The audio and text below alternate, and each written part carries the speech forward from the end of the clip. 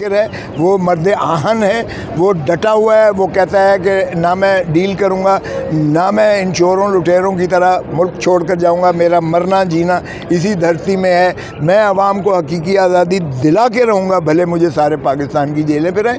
تو اس عزم کے اور اس جذبے کے ساتھ وہ ملک کے لیے، وہ ملک کے نسلوں کے لیے، آئندہ نسلوں کے لیے، وہ دھرتی ماں کے لیے وہ یہ سزائیں جھیل رہا ہے، بھگت رہا ہے۔ میں سمجھتا ہوں کہ ایسے ہر دل عزیز شخص کو جو پاکستان کو عروج پر لے جا سکتا ہے، پاکستان کی عوام کو وہ جو ہے متحد کر سکتا ہے، نہ صرف پاکستان کی عوام کو، وہ بین الاقوامی طور پر اتنا قداور شخصیت ہے کہ وہ ساری مسلم امہ کے 56 ملکوں کی سربراہوں کو وہ اکٹھا کر سکتا ہے۔ اور اگر یہ 56 ملک ہمارے اکٹھے ہو جائیں تو میں سمجھتا ہوں اسرائیل کو جرأت نہیں ہو سکتی ہے جو جینوسائیڈ ہمارے جو ہے وہ کر رہا ہے، فلسطینیوں کا کر رہا ہے، جس طرح سے وہ اس 20 لاکھ کی آبادی کو مسمار کر کے وہاں پر قبضہ کرنا جا رہا ہے، جس طرح سے وہ بے دریغی سے قتل و غارت گری بچوں کی کر رہا ہے، عورتوں کی کر رہا ہے، مردوں کی کر رہا ہے۔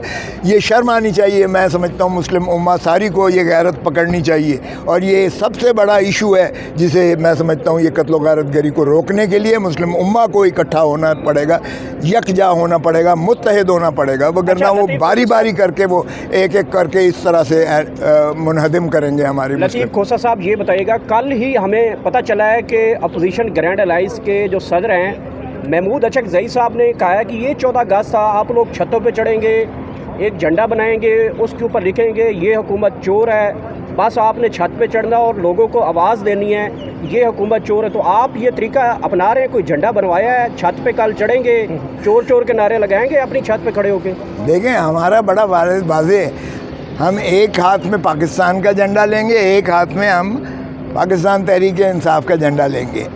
ہم بالکل اس خوشی میں شریک ہوں گے۔ پاکستان کو 14 اگست منائیں گے، ہم 14 اگست منائیں گے اور باور کروائیں گے کہ ہمیں قائد اعظم محمد علی جناح کا پاکستان چاہیے، جس میں حقیقی آزادی ہو، جس میں انصاف ہو، جس میں آئین کا بالادستی ہو، جس میں عوام کا حق حکمرانی ہو، جس میں ادارے جو ہیں وہ عوام کے منتخب حکومت کے تابع کام کرے، اور جس میں پاکستان کی عظمتوں کو ہم اجاگر کریں گے۔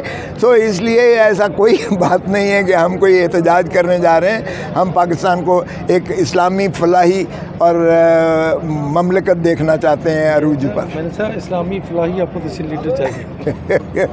جی یہ ایکا صاحب نے آپ سے بڑا اچھا سوال کر لیا، اسی کے اوپر جواب دیں کہ اپوزیشن لیڈر کون آ رہا ہے؟ آپ کا نام چل رہا ہے، سنا یار میں تو درویش آدمی ہوں بھائی، ابھی تو ہمارا جو ہے عمر ایوب ہی ہمارا اپوزیشن لیڈر ہے۔ ہم کہتے ہیں اسے نااہل غلط کیا گیا ہے، سزا بھی غلط ہوئی ہے، اس لیے ہماری خواہش یہی ہوگی پہلی کہ یہ ہم اس پروسیس کو جو ہے نالیفائی کروائیں اور ان کو بحال کروائیں۔ اخلاقی تقاضے ہیں نا سر، آئینی تقاضے۔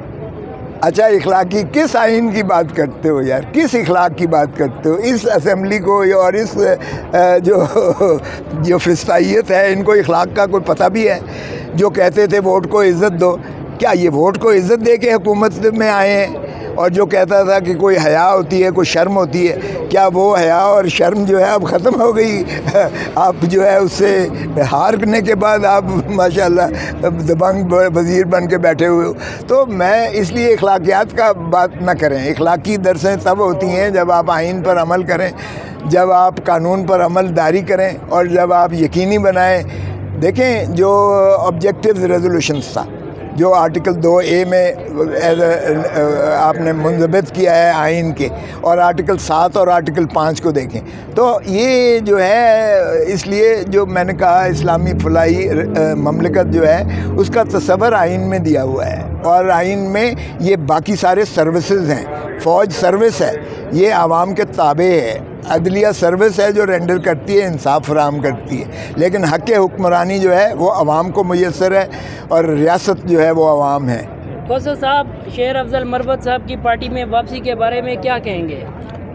یہ خان صاحب کا فیصلہ ہے۔ خان صاحب نے ابھی تو کوئی نظر ثانی کی بات نہیں کی ہے۔ آپ کی ذاتی رائے کیا ہے؟ شیر افضل مروت کو پارٹی میں آنا چاہیے نہیں آنا چاہیے یا ان کو خاموش رہنا چاہیے؟ جو علیمہ خان صاحبہ اور ان کے درمیان ٹسل چل رہی ہے اس کے اوپر آپ کا کیا پوائنٹ ہے؟ نہیں دیکھیں، اس وقت تو پاکستان کے دلوں کی دھڑکن ہے عمران خان. اس وقت کوئی اور لیڈر نہیں ہے، کوئی اور لیڈر نہیں ہے. عمران خان ایک اکیلا لیڈر ہے جس پر کسی کا اختلاف نہیں ہے. اس لیے خدا را ان چیزوں کو نہ کریں، کیونکہ یہ تو جب مریم بی بی تھی نا، وزیر اعظم ان کے والد صاحب تھے محترم نواز شریف صاحب، تو وہاں اس نے ایک انفارمیشن سیل کی انچارج ہوتی تھی.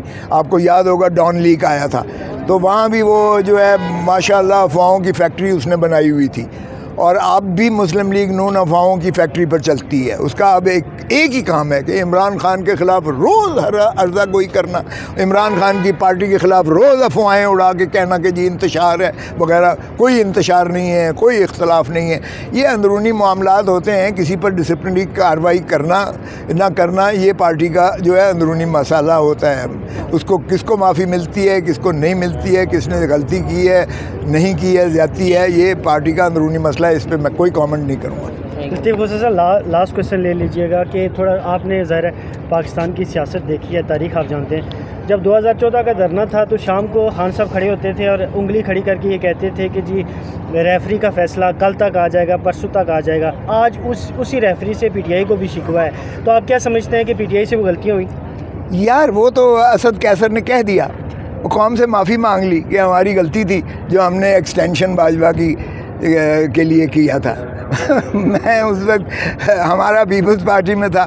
ہم نے فیصلہ کیا سی میں کہ کسی قیمت پر ایکسٹینشن، کسی قیمت پر، آرمی چیف تو کیا کسی اور ادارے میں ایکسٹینشن نہیں ہونی چاہیے. اور خٹک صاحب اس وقت تشریف لائے اور نوید قمر تھا اور میں تھا اور ہم لوگ بیٹھے ہوئے تھے. انہوں نے کہا، ہم نے کہا یہ تو ہم نے اس کی مخالفت میں کرنی ہے. اس لیے انہوں نے کہا عظیم تر قومی مفاد، یہ جو باتیں ہوتی ہیں. تو اس وقت جو ہے خٹک کو ہم نے جواب دے دیا. تو خٹک صاحب نے کھڑے ہو کر کہا اچھا پھر ہم ان کو جا کر بتا دیتے ہیں، وہ خود آپ سے بات کر لیں گے.